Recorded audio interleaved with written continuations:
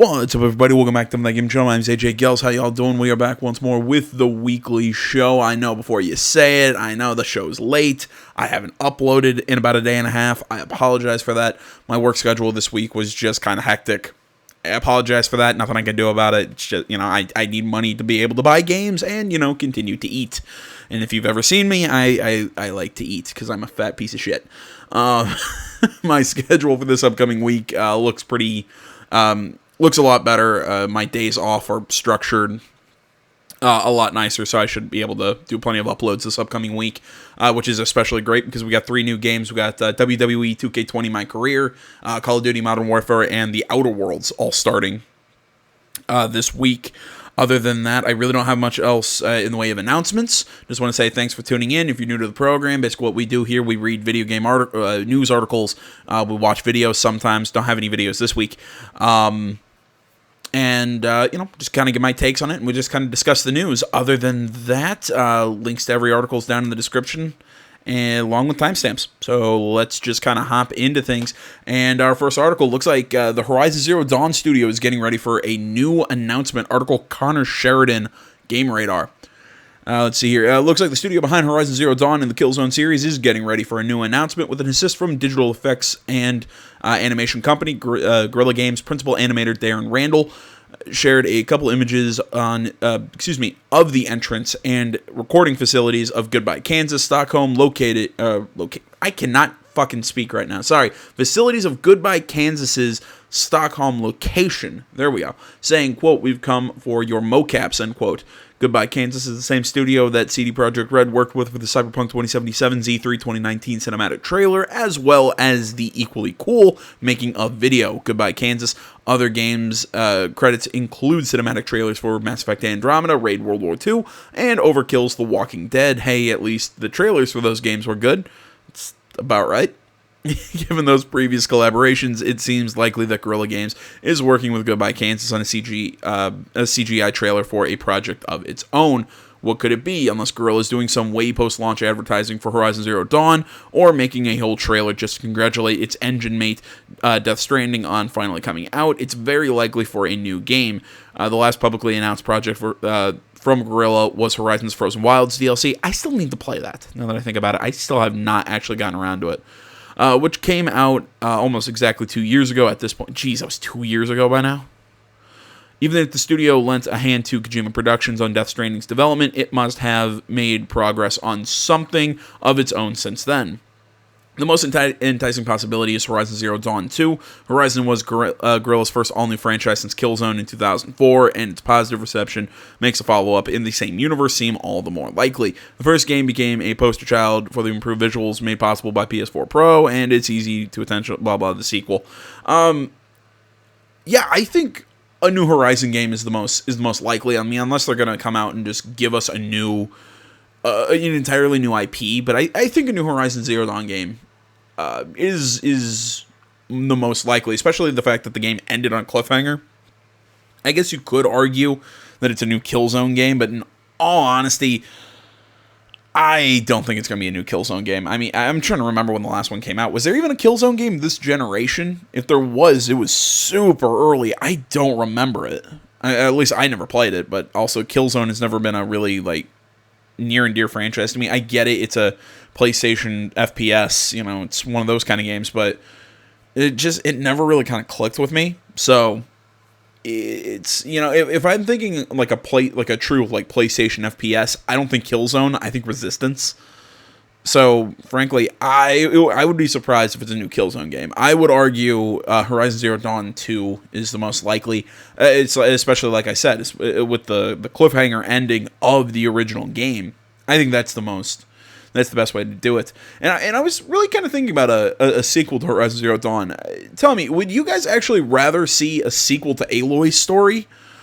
Or would you like to see a story in a different part of the world with a different character? Because the guy who was helping Aloy, I cannot remember his name, basically captured that AI, I think it was Hades, and kind of went off into the distance. So, it always left the opening that, an ally is going to become the evil entity in the sequel.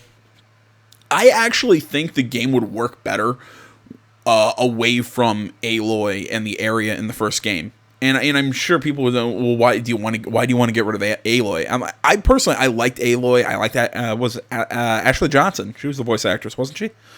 I liked Aloy. I liked her performance. I've got no problem with Aloy coming back. If it is another story with Aloy, I'm 100% for it and good. That's all. That's cool.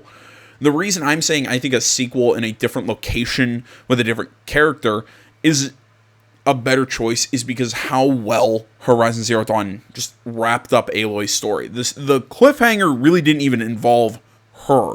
Yes, it involved the world, but I think you could do the robotic animals and dinosaurs and all that. You could do that stuff in a different part of the world. You don't just need to be in this valley that, in this valley or desert or, all these areas that this game, that everything was set in this game. I really do think that they could do this in a totally different location with an entirely new cast. And it would work just as well. It's like I said, I just don't want them taking, like I said, what I thought was a very firm conclusion of a very good game and trying to shoehorn in a sequel just to bring Aloy back. I would rather see them come up with a new cast and a new location and everything. Now, if they can bring Aloy back in a way that makes sense and it works, I'm all for it. All for bringing Aloy back. God, it's hard to say. But it's like I said, I think a new area and just an entirely new separate thing for a sequel would actually work a little better, in my opinion. But either way, tell me what you guys think. Would you like to see Aloy back? Would you like to see a new one? I'm curious to know other people's thoughts on that. But either way, let's move on. Another developer that looks to be working on their next project is Days Gone developer Sony Bend. There we go. I was trying to think. Who was the developer there? Days Gone developer in pre-production on their next title. This is by Semi Barker on Push Square. It's going to be a short article. Days Gone was a huge hit for the first-party developer Sony Bend, and now the Oregon-based outfit is beginning pre-production on its next project. Senior staff lighting lead Jeremy Vickery, who led the lighting team on Deacon St. John's debut, revealed on his LinkedIn profile that he's now involved in the pre-production planning for our next title, and quote, exactly what this will be is up for debate. A sequel to its post-apocalyptic open world makes most sense, as it was a big commercial hit, but there's always the possibility the team may turn its hand to something new. Personally, we'd like to see Siphon Filter make a comeback, and there's a real dearth of spy-themed titles about. Either way, with some console experience back under its belt after over a decade focused on handheld formats, we believe Sony Bend will be a force to be reckoned with next generation. What would you like to see the studio do next? Let us know if you want undead undercover agents or something entirely unexpected in the comment section below. Personally, I don't have a connection. I don't have any sort of connection with Siphon Filter. I get it. It's a big thing for a lot of people in the old PlayStation guard.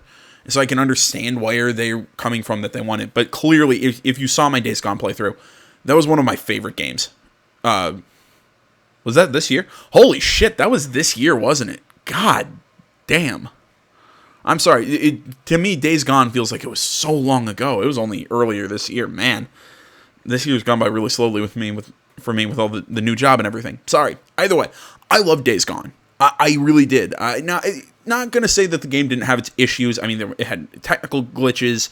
I feel like combat could have been a little better when you were fighting other humans. There were things throughout the game. There was some hokey writing. There were so many just great scenes. Visually, it was good. I loved the character of Deacon St. John. I loved Sarah, his wife.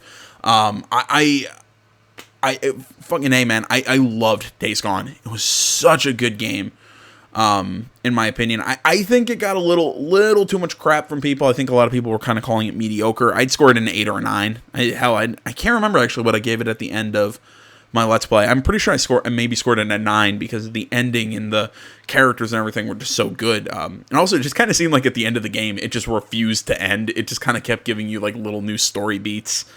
But I thought the game worked. It was a lot of fun. The bikes were great to handle. I loved the open world. I loved the idea of the freakers. Like I said, like I love Deacon as a character.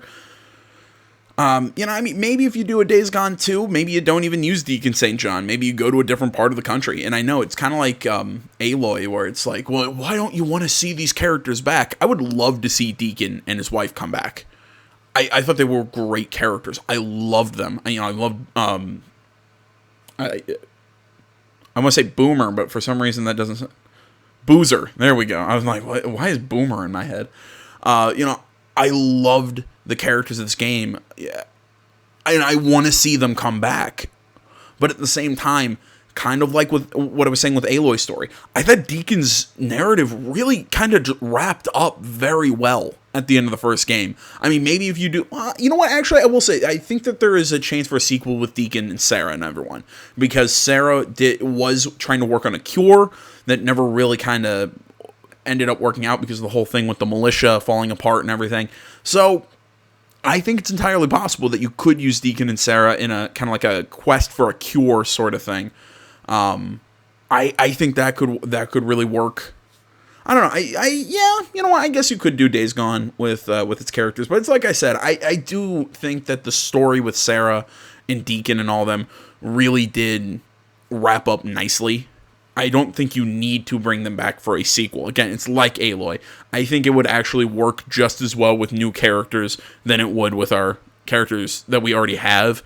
Like I said, love them to death, but I think moving on would also work. And it's like I also said, I mean, showing us a different part of the world. I mean, yeah, I'd like to see what the Freakers would be like in a big city. I mean, like, the Freakers were cool in this one, like, out in the forests and the hordes and everything.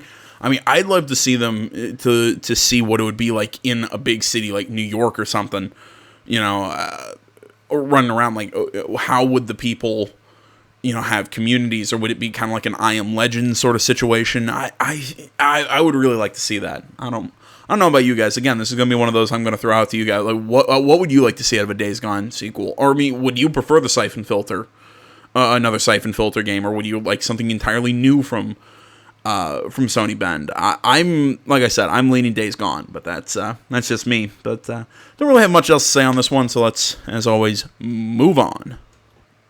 Kind of the next thing that we have in all these big sort of announcements from this week, or I say big announcements, I should say there were a lot of announcements this week. There we go. That Riot Games has apparently announced a good number of titles, apparently all set in the League of Legends universe, and I'd say in various ways, but we'll get into that in a second. The article is on Game Informer by Brian Shea. In celebration of League of Legends' 10th anniversary, developer Riot Games has revealed a huge slate of new games in the League of Legends universe. In addition, a new animated series and documentary are on the way, and the popular Auto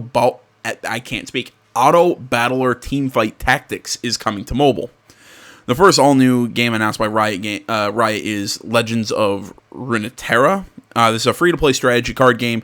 Focuses based on the characters of League of Legends. Each character has their own style and strategic advantage. Legends of Runeterra features alternated combat that forces players to use creativity and cunning to emerge victorious. Players will have multiple options to acquire cards, including robust free-to-play options, as well as the ability to use real money or earn currency to purchase any cards. Legends of Runeterra, or however you pronounce it, which you can learn more about in the trailer above, is set to launch on PC and mobile in 2020. You can pre-register for the game here.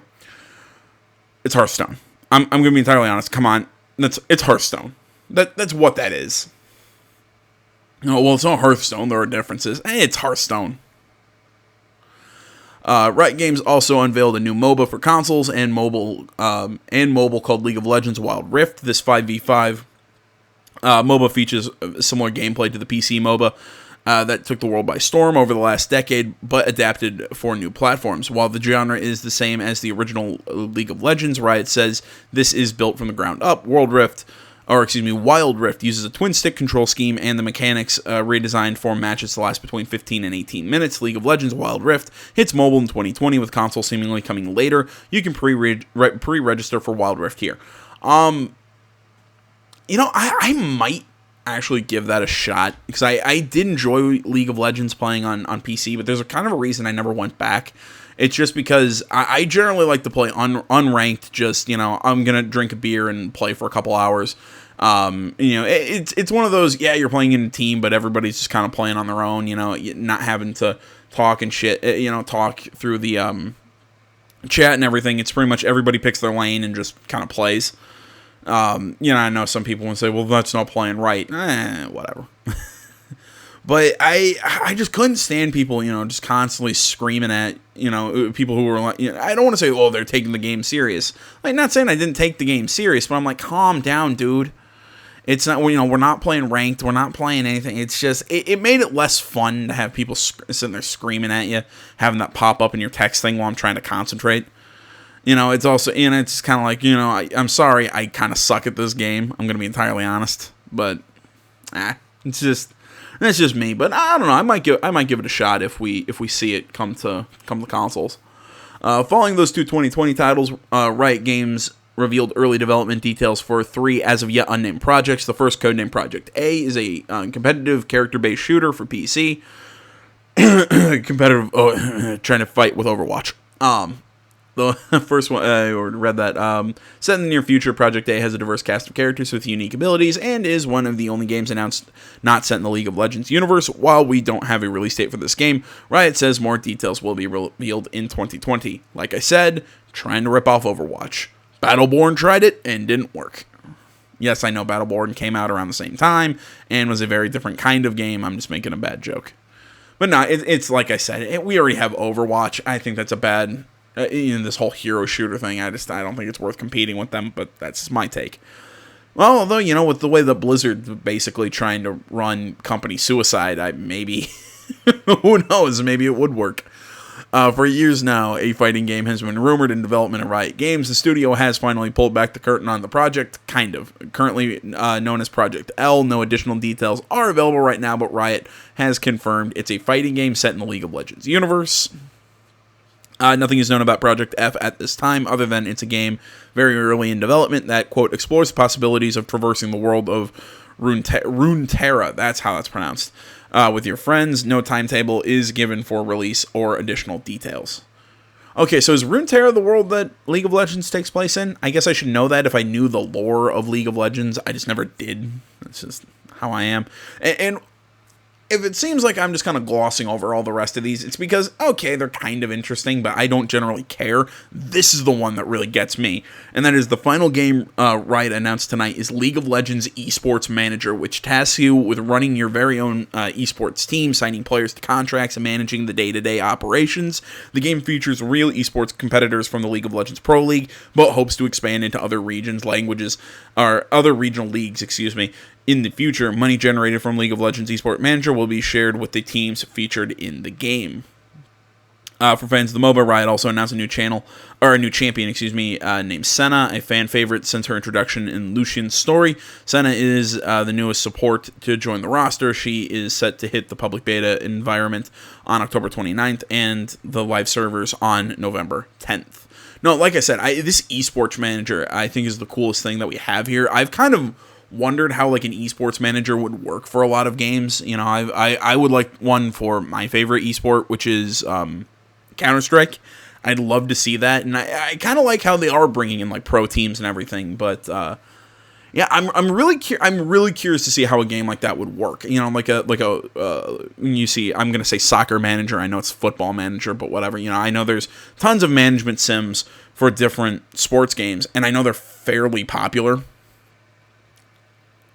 Those I can understand because the strategy of setting your lineups and player acquisitions and running the GM office. But for some reason, and I know it's similar, different players have different skills. I just don't think esports would be a 1-to-1 comparison. I really question how it would work. But I've always wondered how an esports kind of management sim would work, and I'm definitely they have my attention. Even though I'm not a big League of Legends fan, I would have to give League of Legends Manager, whatever the hell they want to call it, give it a shot. Man, I feel like I'm just flying by these topics. I really don't have a whole hell of a lot to talk about this week. It's just the stories really are all just kind of short little... They're all just kind of short and not a lot to really dig into. There wasn't really a lot of stuff going on. But either way, apparently Vampire the Masquerade Bloodlines 2 has been delayed to ensure the game won't repeat mistakes. Quote, our article, Alyssa Mercante, I think that's how it is, of Games Radar.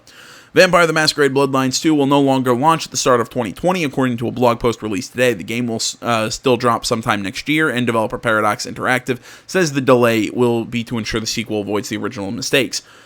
Tons of technical bugs. That's what I'd say. You know, what was it? There was one that you could get stuck in the opening area because a door wouldn't open, and you were just you just couldn't get anywhere. I remember seeing people actually watching Let's Plays of people getting stuck until like an illegal patch came out, or an illegal patch. You know what I'm saying? Like an unofficial. There we go. When Vampire the Masquerade released in 2004, it was notoriously buggy, with major game crashes that would prevent you from proceeding. Fan-made fixes made it playable, and despite its flaws, it became a cult classic. The developers of Bloodlines 2 are hoping to avoid that buggy launch entirely, noting that the original game was, quote, famously launched too early, end quote, and that if they stuck to their original deadline, they would be, quote, repeating that mistake, end quote.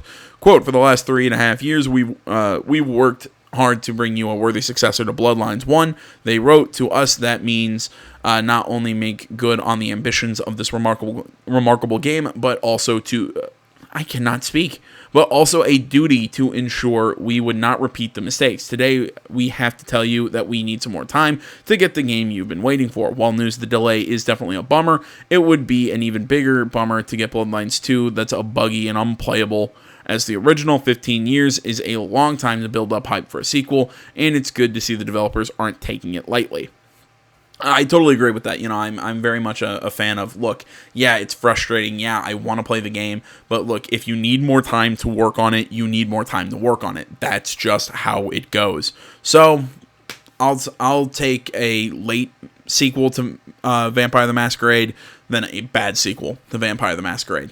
That's my take. But oddly enough, though, not the only piece of Vampire the Masquerade sort of information that we have. Next article. Coming by way of PC Gamer, Vampire the Masquerade Swansong is a new RPG from the developers of The Council. Plays 3 bloodsuckers from 3 different vampire clans. Article, Jody McGregor from, as I said, PC Gamer. Alright, sorry about that weird cut. I don't know. Everything was taking forever to load, and just my computer started doing something weird. I thought my browser crashed for a second. There's going to be a short article by way of PC Gamer. Jody McGregor, like I said. There's so many World of Darkness projects in the works, it's getting hard to keep up with them. Vampire the Masquerade alone has 3 games dedicated to its development. Bloodlines 2 has been delayed until late 2020. Reactive visual novel, of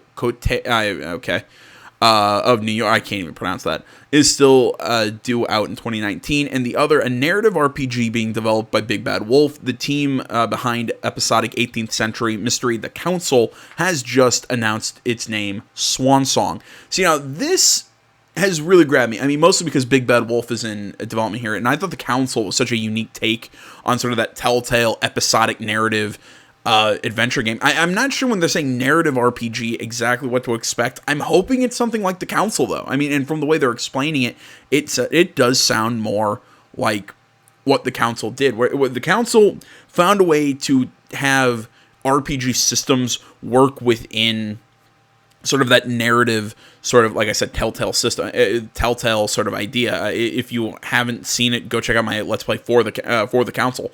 I thought it was a really cool game that I think kind of got lost in its own, trying to do all these puzzles, and it just, I think it would have been better if it would have focused a lot more on its story and going bit to bit to bit to bit. It just kind of it drug itself down in certain areas. But I really did enjoy The Council. So I'm really curious what they're going to do with the World of Darkness as a property. It's a single-player game which gives you control of 3 different vampires, each a member of a different clan within the Camarilla, the organization who see it as their duty to uphold the secret vampire status quo. Quote, weaving between their intertwined tales, the player has to confront the different points of view with his characters to unravel fact from fiction. With whispers of conspiracy, murder, and power struggles, the player must protect his clan, discover the truth above all, enforce the masquerade, the vampire law designed to conceal the existence of creatures of the night from humans, end quote. Sounds grand. Swansong is even further off than the other 2, with a current release date of 2021. No, I think this could be a really cool sort of episodic narrative adventure game. I'm not sure if it's going to be episodic. Personally, I feel like the episodic model has really kind of, I don't want to say it's become old, but I would rather, if you're even going to do like episodes, do them all, develop the entire thing all at once and drop them all at once instead of dropping throughout the year, kind of the way that the way that Don't Nod's right now done with holy crap, Life is Strange 2. I'd actually look up at my board to remember the title. I think it works a lot better if you just drop all the episodes at once, because that's how I played the first The Walking Dead. I played it as the collection. I didn't play it as individual episodes. So I think it would work better personally, but that might just be me. As far as the idea of Vampire the Masquerade as this style, if the council was anything to go by, I think they can do a lot of really cool stuff with RPG systems. I think they can do a lot of cool stuff with just the different clans. I really like how it's 3 main characters, not just one. So this way we get to see how the different clans operate, how they function, their power structures. Even what we'd be doing in them is going to be very different. I think this game's got a lot of potential. I really keep your eye on it. Especially if you like stuff that's kind of Telltale-esque in a way. And if you haven't tried it, I would heavily suggest trying out the Council. It's a really cool game, or at least go and check out my Let's Play of it. It's a really neat game. I heavily recommend it. All right, on to our final... I love how we get Bloodlines 2 as a boundary right now here on Eurogamer. We got an article by Matt Wells. Activision says Call of Duty Modern Warfare will monetize through battle passes, or through battle pass, not loot boxes. This is our final article. See, I think this is interesting that this is how Activision is going to get around this whole thing of loot boxes. I mean, especially because if they're trying to sell Modern Warfare around the world, not every country, you can't do loot boxes anymore. I believe, was it Belgium that was doing loot boxes for a while. That a few other countries have made them illegal. I've said for the longest time that everybody arguing that, oh my gosh, we need to get rid of loot boxes and all this stuff, and people who were getting behind these countries banning them. One, I think banning loot boxes and calling them gambling is incorrect. I do not think they are gambling. And this is one of those that I would say, I work at a casino. It's different. Trust me. I've made my argument in videos in the past on it. It's just I don't see it as gambling. I see it as a purchase similar to trading cards. You buy a loot box. There's a certain number of items. Look, if you want to say, okay, you have to say the odds of what you're getting or what the percentage chance of getting the different items is. Okay, fine, I can live with that. But by calling them out and out gambling, that's not true, because gambling, there's a chance that you end up with nothing. With loot boxes, you buy a loot box, there's items inside of it. You don't know what they are, you bought them sight unseen. I compare it to trading cards. Personally, that's a kind of a real kind of a brief outline of the way I see it.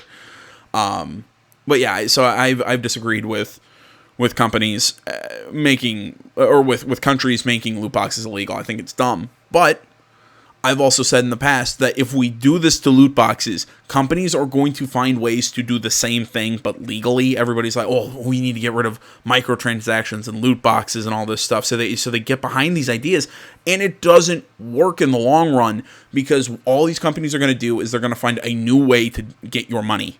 It's one of those things. I'm sorry to say, but I think we have to kind of live with the idea of monetizing games post-launch. We just have to get used to it. We can't really get rid of it because the genie has been let out of the bottle. And that's my take. Whatever. Let's get into the actual article. Activision has laid out its post-launch plans for Call of Duty Modern Warfare ahead of its release next week, pledging, that it will be monetizing the game, as Infinity Ward studio art director Joel Emile hinted at on Monday, through a battle pass system and in-game store rather than through the loot boxes seen in previous title. Battle passes will, as with other games that use the increasingly common system, be replaced on a seasonal basis, with each one bringing new content that matches the theme of the season. Additionally, Modern Warfare's battle pass will feature both free and premium reward tiers known as streams, with the likes of base weapons and attachments, as well as COD paints being earned through gameplay. Cosmetic-only content will be available within the Battle Pass and through Modern Warfare's in-game store. Quote, all functional content that has an impact on game balance, such as base weapons and attachments, can be unlocked by simply playing the game, end quote, insists Activision. Notably, Modern Warfare's new Battle Pass system won't be available when the game launches next Friday. This explains Activision is to ensure that day one experience is awesome and to enable players to focus on playing and unlocking the rewards in the core game. Quote, understandably, there are still questions about how the economy will evolve throughout the post-launch live seasons. The publisher continued on its latest blog. Quote, we recognize this will take time to fully demonstrate. Please know we are committed to delivering a fair system guided by the principles we've outlined here, and will continue to monitor feedback and player engagement to help us achieve that goal, end quote. In previous years, Activision has launched its Call of Duty efforts with no microtransaction systems in place, making it next to impossible to judge their impact on release. Traditionally, the grace period has then been followed by increasingly egregious, not erogenous, that's a totally different thing, egregious microtransactions offering to provide distinct gameplay advantages for those willing to pay. As such, trust in the publisher and the ability to keep its word isn't exactly high, so it'll be fascinating to see if it's able if it's able to stick to the post-launch systems it has outlined. Activision also reiterates a number of previously known points regarding its post-launch content. Plans for Modern Warfare season passes and DLC multiplayer maps are out, so as not to splinter the player base. See, I think that's a good move, in my opinion, and it will be delivering all post-launch multiplayer maps and modes for free and across all platforms simultaneously. Now, like I said, I think that's a good move. It's keeping to keep your biggest feature being your online mode, kind of all in one piece, so everybody can play it. I think that's your best move because let's be honest, that's what Call of Duty's biggest selling point is. Even if you're really a single player guy like me, that's just how it goes. I am really curious about the new Call of Duty Modern Warfare story, but that's not what we're talking about. I've talked about that in the past. No, as I said, though, this Battle Pass system, it's just what I think games are now going to start using instead of loot boxes. It's one of those that I personally just don't care because I'm not going to buy into it because I'm going to play... I'll play Call of Duty multiplayer when I'm bored and I want to kill an hour. I'm going to have a sandwich and I'm going to sit and just kind of... I got like an hour before work, or, I'm kind of waking up in the morning. Okay, I'll play a little bit, just kind of wake myself up. That's kind of what I do with MLB The Show. I'll play a game of baseball while I'm just, kind of waking up in the morning. I'll play The Sims, or I like to do that when I'm waking up. I think this Battle Pass system, it's like I said, I'm not going to buy into it a lot personally, but of course, it's going to be the replacement of loot boxes. I do like how they are trying to appease the fans by saying, look, it's not going to be like game-changing stuff. It's going to be a lot of cosmetics. But I don't know. Time will tell on that ends. But yeah, like I said, I really think that this is the new loot boxes. I will say it could have been worse, at least. I guess the Battle Pass system, from everything that I know about it, isn't as bad as loot boxes were, and I guess I was being a little, kind of like the guy standing on with the sign, the end is nigh, when I said, look, I'd rather trust the devil we know than the devil we don't. I'm sorry, I'm kind of talking on like 3 different topics at once here, but I've always said I think the thing that was going to replace loot boxes when it became, when all these countries making them illegal and everybody hating on them so much. I've been saying I think the thing that was going to replace them would be way worse, but I guess it's a slight improvement, so what can you do? Either way, that's all the news we've got for you guys this week. Tell me what you think about this new shift sort of to this Battle Pass system, or any of the other articles that we talked about here. And as always, thank you so much for watching, everybody. Facebook, Twitter, the website, minds.com. Links that stuff is down in the description below. Like, comment, if you're not already. Please subscribe to the channel. Stay tuned for more next time, but until then, my name's AJ Kells, Something Game Channel. I'm out.